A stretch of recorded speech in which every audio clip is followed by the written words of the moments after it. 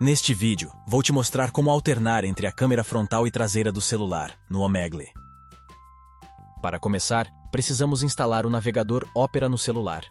Este navegador é uma ferramenta essencial para permitir a alteração da câmera no Omegle. Você pode encontrar o link para download do Opera na descrição do vídeo. Depois de ter o Opera instalado em seu celular, abra o navegador e acesse o Omegle. Uma vez na página do Omegle, clique em Vídeo para iniciar um chat. O Opera irá solicitar permissão para usar sua câmera e microfone. Aparecerá um pop-up na tela do seu celular. Toque em Permitir.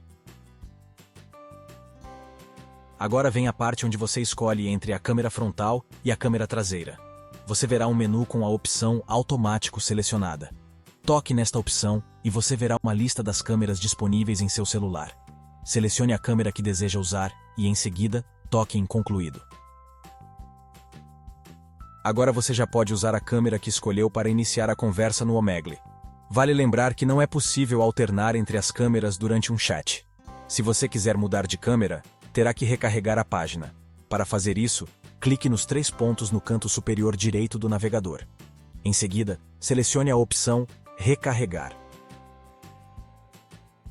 Após a página ser recarregada, repita o procedimento de escolha da câmera, conforme explicamos anteriormente.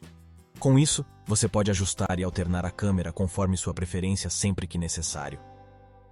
Veja também os vídeos sobre como saber a localização da pessoa no Omegle pelo celular ou computador.